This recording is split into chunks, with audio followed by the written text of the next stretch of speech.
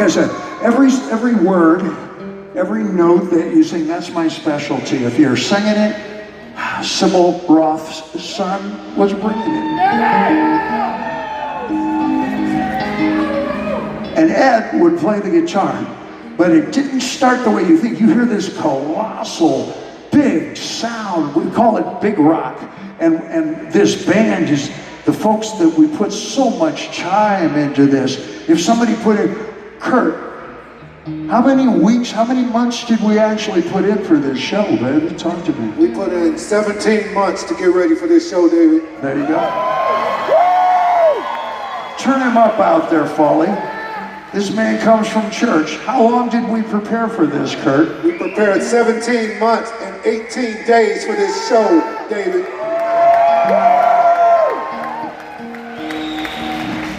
It's almost as if we played hockey in Canada.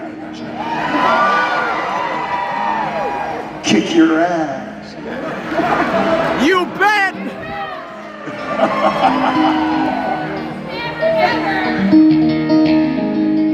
That's how you kick ass. Put that much time into it. It comes from love. But you make it like if you're driving a car, right? Everybody here drives through these wide open spaces. You know, you want to get it to the point where you can juggle a triple-sized cup of coffee, adjust the radio, look at yourself how good you look when you're getting somewhere, tell the kids in the back to shut the fuck up and smoke the joint while you're doing Navy. I'm safety conscious.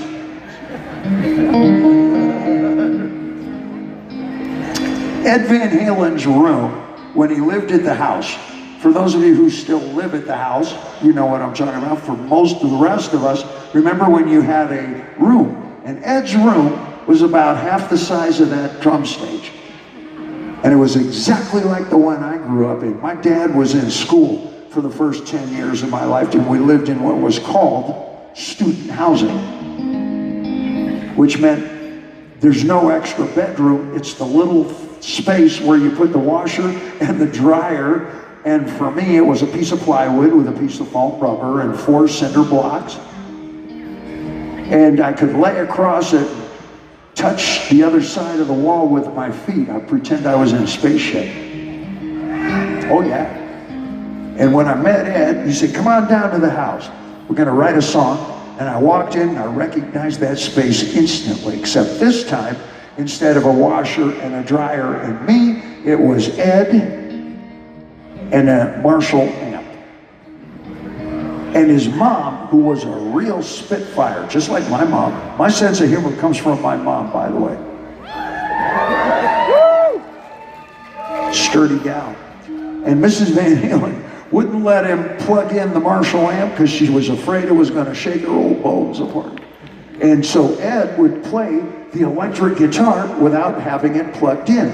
And I would sit on the case, which was just big enough for my feet to reach, and I would sit facing Ed, and our knees would touch. The place was so small, we never noticed. These were the days when we would say, let's have a cigarette, and that's what we would have, 2 of us, 1 cigarette.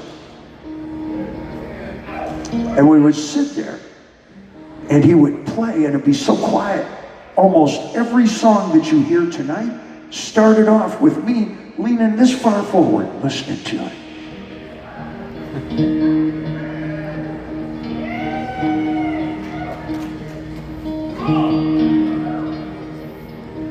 About 35 years later, I get emotional. 35 years later, we all have a tomb with a view, I call it. As big as this whole place, we all got it. Van Halen became very famous. And Ed built a studio that was at least half the size of this. It was huge. You come from nothing, you build for something, right? And he built this huge studio, and there was a big room. You could put an orchestra in it. And when we wrote the last 2 songs together, I got there early, as usual, and I sat in the middle of the room reading a paperback. I'm a lead singer, he said in the room. And without thinking about it, it was only about a year or two later that I thought about it. Ed came in and he had the cigarette in his mouth, you know the photograph. And he was holding the guitar, and he didn't look at me, just walked right to the edge of the room, that far away, and grabbed a folding metal chair and dragged it 30 steps right up next to me, put it right in front of me, and scooted in front till our knees touched.